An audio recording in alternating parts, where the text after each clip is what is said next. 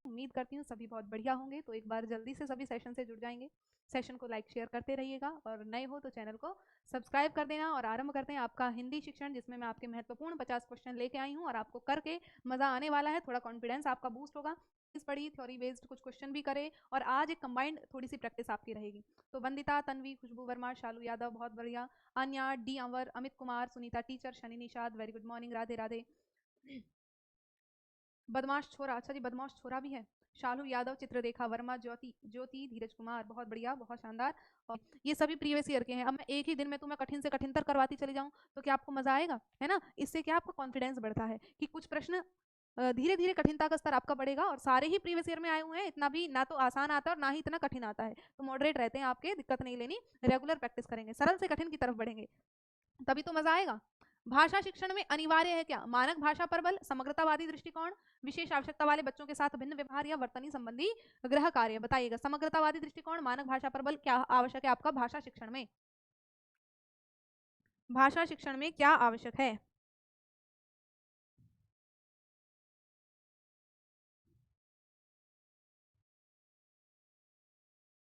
समग्रता के रूप में देख रहे हैं तो ये भाषा शिक्षण में क्या है आपका सर्वोत्तम होता है। समग्रतावादी दृष्टिकोण में क्या होता है, सभी बच्चों की भाषा को सम्मान दिया जाता है, सभी बच्चों, ये क्या है बहुभाषिकता को ही बढ़ावा देता है एक तरह से आपका जो समग्रतावादी दृष्टिकोण है। तो यहाँ किसी एक भाषा को महत्व न देकर आपके समग्रतावादी दृष्टिकोण को अगर आप अपनाओगे तो वो सर्वोत्तम आपका होगा। ठीक है, और यहाँ जाएंगे बी ऑप्शन पर आपका सही जवाब। आ जाते हैं नेक्स्ट कि विशेष आवश्यकता वाले बच्चों की भाषा का आकलन करते समय क्या होता है कि उन्हें प्रश्न संख्या में विशेष छूट मिलनी चाहिए, उन्हें अधिक अंक देने का प्रयास करना चाहिए, उनकी क्षमता और सीमाओं का ध्यान रखना चाहिए, उनके प्रति दया भाव रखना चाहिए।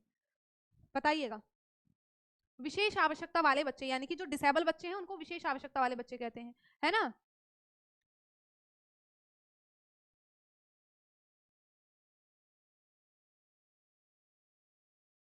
सी ऑप्शन, डी ऑप्शन, अच्छा डी पर नहीं जाना, सी पर जाएंगे। जो डी पर जा रहे हो तुम्हारा क्या कर दूं मैं? कुछ नहीं कर सकती। देखो कि उनकी क्षमता और सीमाओं का ध्यान रखोगे। उनकी क्षमता क्या है, हमें हर बच्चे की, कहते हैं ना भाई, व्यक्तिगत विभिन्नताओं का ध्यान रखना है। अगर आप बच्चे की व्यक्तिगत विभिन्नता का ध्यान नहीं रखेंगे, बच्चों को पढ़ा रहे हैं, बच्चों के लिए हम हैं, है ना, हम विद्यालय क्यों आ रहे हैं भी, बच्चों को हमें बच्चों को शिक्षित करना है और उनकी ही आवश्यकताओं का तुम्हें ध्यान नहीं है, उनकी क्षमताओं की सीमाओं का तुम्हें पता नहीं है, तो तुम कैसे शिक्षक हो? क्या शिक्षक बनेगा रे तू? है कहने का मतलब ये है। तो उनकी क्षमता और सीमाओं का ध्यान रखना आपकी ड्यूटी है और तभी बच्चा क्या है कक्षा में अपने आप को सुरक्षित महसूस करेगा, अपने आप को स्वीकृत महसूस करेगा। ठीक है, चलेगा। अब नेक्स्ट आ जाते हैं, वाइगॉस्की ने भाषा सीखने की प्रक्रिया में किस पर बल दिया है? वाइगॉस्की ने भाषा सीखने की प्रक्रिया में किस पर बल दिया है? कक्षाई अभ्यासों पर, सामाजिक अंतःक्रिया पर, पाठ्य पुस्तकों पर या उचित आकलन पर? किस पर दिया है? वाइगॉस्की आ जाए और समाज ना आए, हैं? वाइगॉस्की आ जाए और वहां समाज को हम उपेक्षित कर दें, ये तो सरासर अन्याय हो जाएगा। तो वाइगॉस्की चाचा समाज से रिलेट करते हैं, वो समाज को कहते हैं ना भाई, समाज क्या कर लेगा, समाज क्या करेगा कहेगा अगर तुमने ऐसा कर दिया तो ये उस समाज को महत्व देने वाले हैं आपके वाइगॉस्की। जो समाज हमारा यानी कि कुछ नहीं लगता है, उस समाज को महत्व देने वाले आपके वाइगॉस्की हैं। चलेगा। किस तरह के लेखन को आकलन में शामिल करना उचित है? सूचना, संदेश, डायरी, विज्ञापन या फिर ये सभी? बताइएगा, किस तरह के लेखन को आकलन में शामिल करना आपका उचित है? देखो, अगर आपको लेखन शिक्षण का आकलन करना है, अगर आपको बच्चों के लेखन शिक्षण का आकलन करना है तो आप उनके कुछ गतिविधियां शामिल कर सकते हो। और वो आकलन के लिए कुछ गतिविधियां आपकी क्या हो सकती हैं? तो हम कहेंगे आपका पत्र लेखन, है ना, पत्र लेखन ये आकलन की एक गतिविधि हो सकती है। आप कहें सूचना, संदेश, डायरी, विज्ञापन, यानी कि डी पर तो आप जा रहे हैं, बिल्कुल सही जवाब है ना। सूचना, संदेश, विज्ञापन, आप कहानी लेखन करवा सकते हो बच्चे से, क्या करवा सकते हो? कहानी लेखन। तो ये भी क्या है, लेखन का आकलन आपके द्वारा हो जाएगा, है ना। आप करवा सकते हो डायरी लेखन, अभी आपको ऊपर बताया, तो डायरी लेखन भी इसी के अंतर्गत आपका आ जाएगा, है ना। और हम कहें कि कोई संपादिका लिखवाना, कोई संपादिका लेखन करवाना, तो ये आपके यानी कि आकलन के उचित तरीके हैं लेखन का, अगर आपको आकलन करना है बच्चे का। ठीक है, चलिएगा। अब नेक्स्ट चलते हैं, आपका व्याकरण के पक्षों और शब्दों की बारीकी की समझ का आकलन। बताइएगा,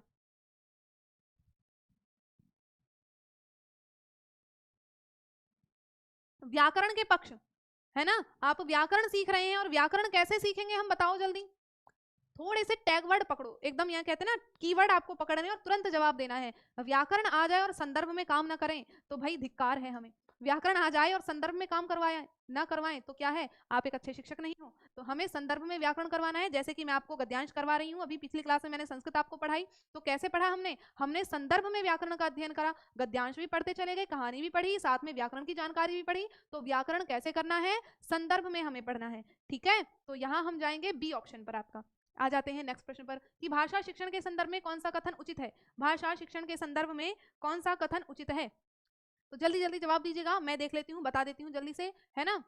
तो क्योंकि 21 मिनट अभी हो चुके हैं, चलेगा। भाषा शिक्षण के लिए अधिकाधिक कठिन अभ्यासों का प्रयोग किया जाए, या आजकल भाषा शिक्षण में अधिकाधिक उच्च स्तर है। देखो कठिनाई का प्रयोग करना ये तो गलत है ना, कठिनता का स्तर में नहीं बढ़ना है, हमें बच्चों की सुविधा को देखना है, बच्चों की क्षमता और योग्यता को देखना है। तो कठिनता का स्तर बढ़ाना कोई अच्छा गुण नहीं है आपका। तो यहाँ आप जा रहे हैं डी ऑप्शन पर, क्या बात है, बहुत बढ़िया। कि हिंदी के सहज अर्जन के लिए प्रिंट समृद्ध वातावरण, जो कि आपका बहुत ही ज्यादा सकारात्मक जवाब है, और कहीं भटकना ही नहीं है आपने, है ना। तो आपने कहीं भटका नहीं और समझदारी से जवाब दे दिया है, बहुत अच्छे। कि प्रथम भाषा का अर्जन हम करते हैं, तो इसी तरह हम द्वितीय भाषा का भी अर्जन कर सकते हैं, अगर आपको प्रिंट समृद्ध वातावरण मिले, है ना। अर्जन का एक स्वाभाविक माहौल अगर आपको मिले तो दूसरी भाषा को भी आप सीख सकते हैं। और द्वितीय भाषा अधिग्रहण का सिद्धांत किसने दिया, तो कहेंगे आपके कौन, स्टीफन क्रैशन महोदय जो है, उन्होंने द्वितीय भाषा अधिग्रहण का सिद्धांत दिया, है ना।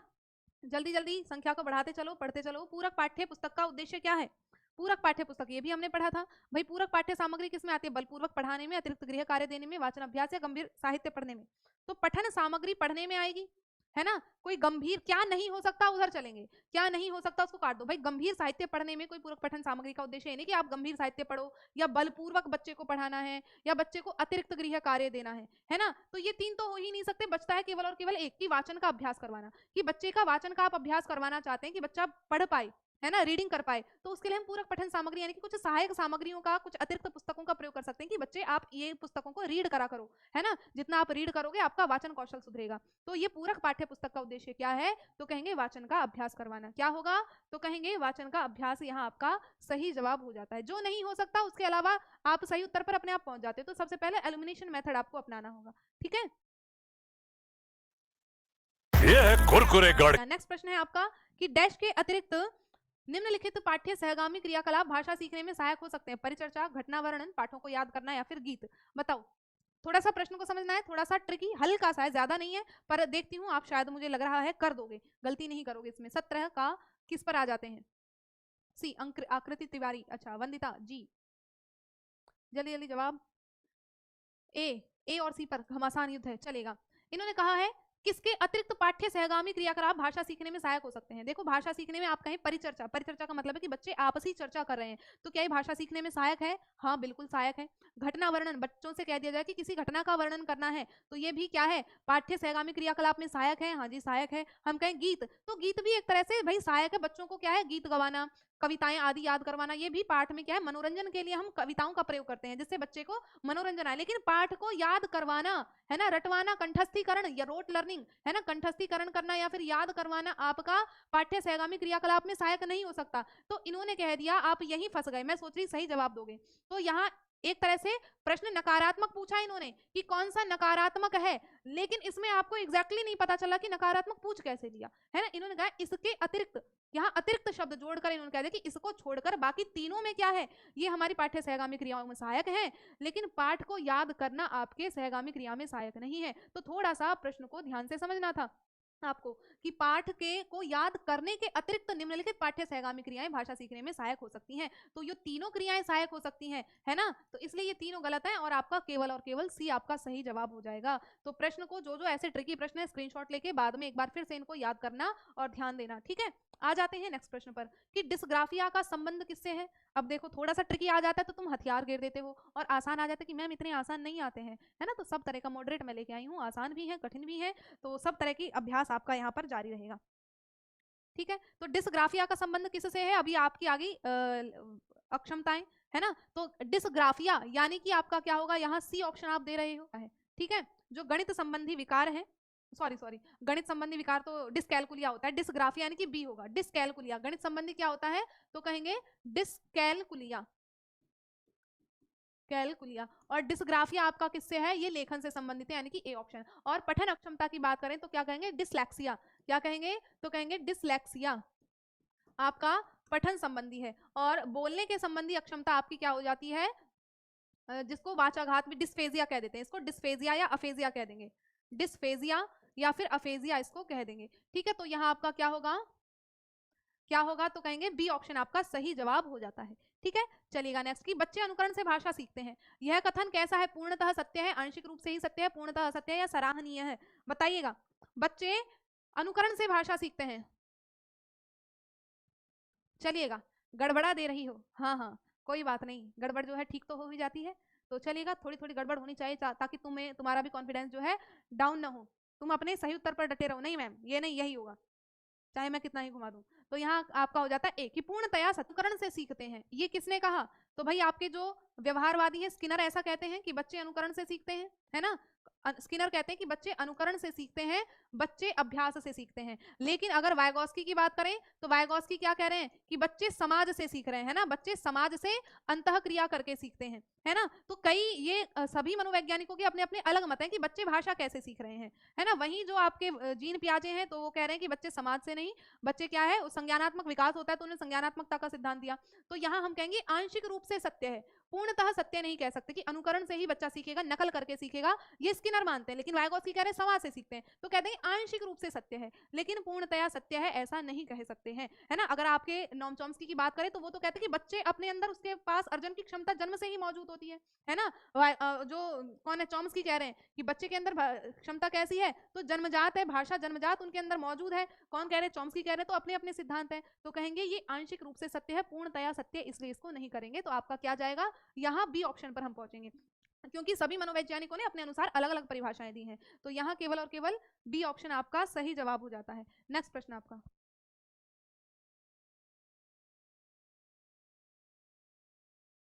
नीना की कक्षा में बच्चे अक्सर एक संकल्पना वस्तु प्राणी के लिए अलग अलग भाषाओं के शब्द खोजते हैं। नीना ऐसा क्यों करती है, बच्चों को व्यस्त रखने के लिए, बच्चों की मातृभाषा की जानकारी प्राप्त करने के लिए, बहुभाषिकता को बढ़ावा देने के लिए, या शिक्षण को अधिक रोचक व व्यस्ततापूर्ण बनाने के लिए। नकारात्मक ढूंढेंगे और सकारात्मक पर पहुंच जाएंगे, यानी कि है ना, जो नकारात्मक एलिमिनेट करेंगे और सही ऑप्शन पर पहुंचेंगे। तो देखो नीना कक्षा में अक्सर एक संकल्पना, पहली बात तो आपको ऑप्शन पढ़ते ही पता चल गया होगा थोड़ी सी पॉजिटिव वाइब कहां से आ रही है, कि बच्चों की मातृभाषा की जानकारी प्राप्त करना है। नहीं, देखो जानकारी प्राप्त करना नीना को नहीं है, वो क्या कर रही है, वो बहुभाषिकता को बढ़ावा नहीं दे रही है कि कक्षा में बच्चे अक्सर एक संकल्पना वस्तु प्राणी के लिए अलग अलग भाषाओं के शब्द खोजते हैं। यानी कि बच्चे क्या है, अलग अलग भाषाओं के शब्द खोज रहे हैं, तो मतलब वो बहुभाषिकता को बढ़ावा दे रही है। उसका उद्देश्य बच्चों को व्यस्त रखना या उनकी मातृभाषाओं की जानकारी प्राप्त करना या शिक्षण को अधिक रोचक, तो ठीक ठीक है, लेकिन व्यस्ततापूर्ण बनाना सही नहीं था। रोचक, प्रश्न नंबर 21 का जवाब सी पर पहुंच रहे हो। एक जांच परीक्षण इस प्रकार का है जिसमें पठन सामग्री का एक अनुच्छेद लेकर उस अनुच्छेद का प्रत्येक छठा शब्द हटा दिया जाता है और शिक्षार्थियों को हटाए गए शब्द के स्थान पर संदर्भानुसार उपयुक्त शब्द लिखने के लिए कहा जाता है। इस तरह के जांच परीक्षण को क्या कहते हैं, बताइएगा। हाँ जी निर्मला, बहुत शानदार, निर्मला, निर्मल,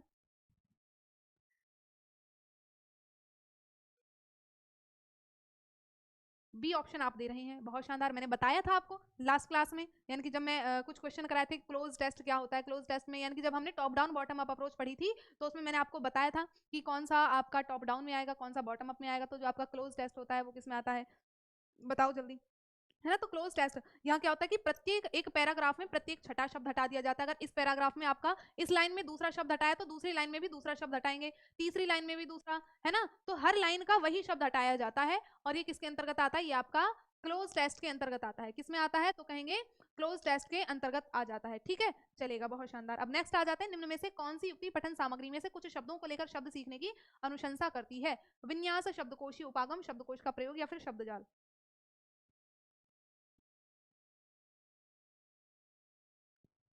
प्रश्न नंबर 23,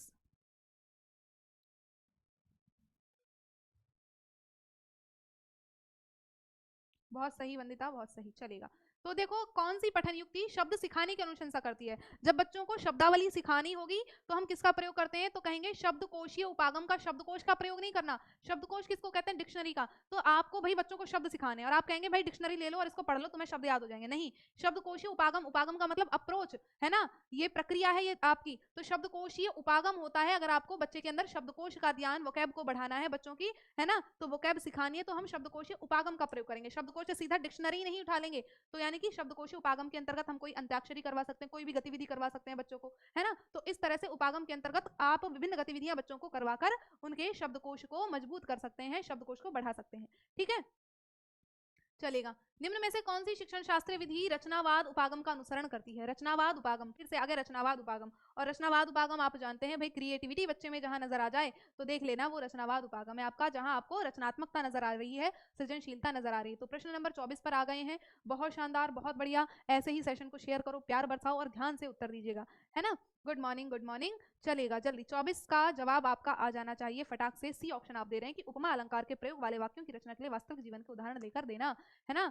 लेकिन कहानी में घटनाओं का अनुमान लगाने के लिए फ्लो चार्ट बनाना, भाई अनुमान लगाना ठीक है, लेकिन फ्लो चार्ट बनाना आपका नकारात्मक हो जाएगा, है ना। अनुमान लगवा लिया ठीक है, लेकिन आपको देखना है सबसे ज्यादा यहाँ सकारात्मक आपका अवसर दिया जा रहा है बच्चे को वास्तविक जीवन के, है ना। मैं आपको उपमा अलंकार बता रही हूँ और उपमा अलंकार के लिए मैं क्या करूँ, आपको वास्तविक जीवन के उदाहरण देती चली जाऊँ, तो ये सबसे ज्यादा सही होगा कि नहीं होगा। भाई मैं व्याकरण पढ़ा रही हूँ और व्याकरण को आपकी वास्तविक यानी कि रियल लाइफ से कनेक्ट करके पढ़ा दिया जाए, तो ये सबसे ज्यादा उपयोगी आपका तरीका हो सकता है। तो यहाँ हम केवल और केवल सी ऑप्शन पर जाएंगे, ना कि डी ऑप्शन पर जाएंगे, ठीक है, ना ए पर और ना ही बी पर। टीका टिप्पणी करना आपका गलत हो जाता है ना। वस्तुओं को दिखाने और अलंकार को समझाने में बहुत फर्क हो जाता है। आ जाते हैं, राष्ट्रीय शिक्षा नीति 2020 शास्त्रीय भाषा के अध्ययन की किस रूप में अनुशंसा करती है? ये भी हम कई बार पढ़ चुके हैं। अब देखती हूँ कि क्या आप दिमाग लगाएंगे, सही इसका जवाब देंगे, या अभी भी वही पुराना जवाब आपका रहेगा। है आपकी ये परीक्षा, बताइएगा। प्रश्न नंबर 25, ए, तन्वी राजू बी, कामनी कुमारी ए, बीनू निषाद बी। चले ए और बी पर हैं आप। बी है कि त्रिभाषा सूत्र के अंतर्गत एक विकल्प, और ए है कि माध्यमिक स्तर पर एक अतिरिक्त विकल्प, यानी कि सी और डी पर कोई जा नहीं रहा है, पक्का कंफर्म, सी और डी पर कोई नहीं जा रहा है। लेकिन अभी भी आपका युद्ध चल रहा है क्या कि ए कर दो मैम, है ना। कुछ कह रहे नहीं मैम बी कर दो, लेकिन जो बी वाले हो तुम मेरे सामने होते तो मैं तुम्हें मुर्गा बना देती है, तुम्हें ढंग से कूटती। कितनी बार बता लो कि त्रिभाषा सूत्र के अंतर्गत कभी भी आपकी किसकी जो शास्त्रीय भाषा और विदेशी भाषा के अध्ययन की अनुशंसा कभी नहीं की गई त्रिभाषा सूत्र के अंतर्गत। कहेंगे नई राष्ट्रीय शिक्षा नीति जो 2020 है वो अध्ययन की अनुशंसा, उसमें कहा गया है कि आपकी राष्ट्रीय जो शास्त्रीय भाषा है और विदेशी भाषा है उनको एक अतिरिक्त विकल्प के रूप में पढ़ाया जाएगा। और कब? माध्यमिक स्तर पर। माध्यमिक स्तर पर, कभी भी प्राथमिक स्तर पर नहीं पढ़ाना है। कैसे पढ़ाना है? माध्यमिक स्तर पर। भाई प्राइमरी लेवल पर तो बच्चे को मातृभाषा में अध्ययन करवाओगे आप, और माध्यमिक स्तर पर वैकल्पिक, अतिरिक्त विकल्प का मतलब है कि बच्चे की इच्छा है वो पढ़ना चाहे तो पढ़े, नहीं पढ़ना चाहे तो नहीं पढ़ेगा, उसके लिए विकल्प है, उपलब्ध है ना। तो हम जाएंगे केवल और केवल ए ऑप्शन पर। कभी भी त्रिभाषा सूत्र के अंतर्गत आपकी शास्त्रीय भाषा और विदेशी भाषा के अध्ययन की अनुशंसा नहीं की गई है, ठीक है। चलिएगा आगे। एक अध्यापक शिक्षार्थियों को उनके द्वारा लेखन में की गई गलतियों को उनके संज्ञान में लाने के लिए सप्ताह में एक बार सत्र का आयोजन करती है। मुख्यतः वह क्या कर रही है, बताओ जी। बहुत बढ़िया गीता, बहुत बढ़िया, है ना। चलेगा 26 का जवाब क्या कर रही है वो? 26 का ए, बहुत बढ़िया, पक्का ए जी, कि वो प्रतिपुष्टि देना यानी कि फीडबैक देना। प्रतिपुष्टि का मतलब क्या है? तो कहेंगे फीडबैक देना।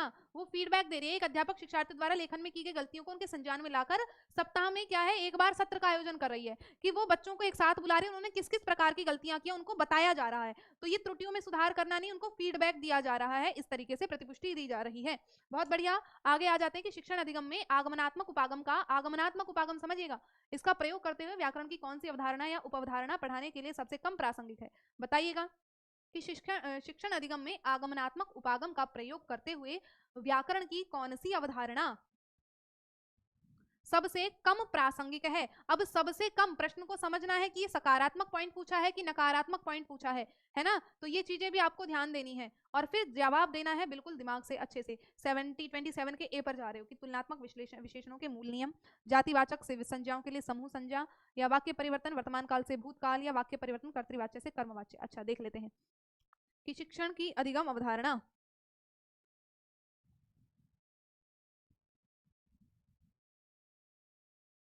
प्रयोग करते हुए व्याकरण की कौन सी अवधारणा पढ़ाने के लिए सबसे कम प्रासंगिक है? देखो डी पर चलते हैं कि वाक्य परिवर्तन कर्तृवाच्य से कर्मवाच्य, है ना। पहले आपको वाक्य परिवर्तन सिखाए जा रहे हैं। कैसे? पहले कर्तृवाच्य क्या होता है, अगर आपको कर्तृवाच्य नहीं पता तो आप कर्मवाच्य कैसे कर लेंगे? तो ये बात सही है, यानी कि हमें आगमनात्मक उपागम का प्रयोग करना है, यानी कि उदाहरण से नियम की तरफ जाना है। तो पहले आपको पहले कर्तृवाच्य सिखाया जाएगा, तभी आप कर्मवाच्य में जाओगे। तो ये तरीका आपका सही है, तो ये कम प्रासंगिक नहीं है। सी पर चलते कि वाक्य परिवर्तन सिखा रहे हैं, पहले वर्तमान काल सिखाएंगे तभी तो भूतकाल आप पहचान पाओगे। तो ये तरीका भी सही कि वर्तमान काल से भूतकाल में परिवर्तन सिखाया जा रहा है। ठीक है जी। फिर कह दिया जातिवाचक संज्ञाओं के लिए समूहवाचक संज्ञा, है ना, कि जातिवाचक संज्ञाओं के लिए आपको समूहवाचक संज्ञा बताई जा रही है। समूहवाचक संज्ञा में क्या है, एक समूह का बोध हो रहा है ना, और जातिवाचक में पूरी जाति का बोध हो रहा है। अब समूह और जातिवाचक संज्ञा, समूहवाचक संज्ञा होती है क्या आपकी? भाई जो समूह का बोध करवाती है वही तो जाति है कि नहीं है, बताइएगा। विशेषण है और ये विशेष्य होता है, और उसके बाद आपको क्या है, मूल नियम बताए गए हैं। उसके बाद क्या है, मूल नियम बताए गए हैं। तो यानी कि मूल नियम बता रहे हैं बाद में, मतलब कि पहले उदाहरण तुलना करवा के बता दिए, उदाहरण दिया गया, उसके बाद नियम बताएं, ये बात भी सही है। तो हम जाएंगे डी पर। भाई सबसे पहले आपको संज्ञा पढ़ाई जाएगी तभी तो जातिवाचक संज्ञा पढ़ाएंगे। आपको संज्ञा ही नहीं पता तो जातिवाचक संज्ञा कैसे पढ़ोगे, ये बताओ। तो सीधा जातिवाचक संज्ञा थोड़ी पढ़ोगे आप, तो पहले संज्ञा के बारे में आपको बताया जाएगा, तभी आप उसके भेद और उपभेद के बारे में पढ़ोगे। तो हम जाएंगे यहाँ बी ऑप्शन पर। ठीक है, कहाँ जाएंगे, तो कहेंगे बी ऑप्शन आपका यहाँ सही जवाब हो जाएगा। एक बार फिर से देखिएगा, वाक्य परिवर्तन। इन्होंने पूछा है कि शिक्षण अधिगम में आगमनात्मक उपागम का प्रयोग व्याकरण की कौन सी उपअवधारणा को पढ़ाने के लिए सबसे कम प्रासंगिक है। तो आगमनात्मक उपागम में क्या होता है आपका, कि भाई आपको उदाहरण के माध्यम से नियम समझाया जा रहा है, यानी कि जो चीज आपको नहीं आती, यानी कि पहले बेसिक चीज पढ़ेंगे तभी आप आगे बढ़ोगे। तो जब आप वाक्य परिवर्तन सीख गए तभी आप कर्तृवाच्य पढ़ोगे, उसके बाद कर्मवाच्य, है ना, धीरे धीरे उसी आधार पर। उसके बाद चलते हैं आपके अगले प्रश्न पर, कि श्याम सुंदर एक पत्रिका में पूरी बात समझने के लिए पूरे 2 पन्ने का एक लेख पढ़ता है और इसके बारे में अपने मित्र को बताता है। पठन की इस युक्ति को किस रूप में जाना जाता है, टॉप डाउन, बॉटम अप, सारांशीकरण की अध्ययन कौशल, बताइएगा। श्याम सुंदर एक पत्रिका को पूरी बात समझने के लिए पूरे 2 पन्ने का एक लेख पढ़ता है और इसके बारे में अपने मित्र को बताता है। पठन की इस युक्ति को बताइएगा किस युक्ति के रूप में जाना जाता है।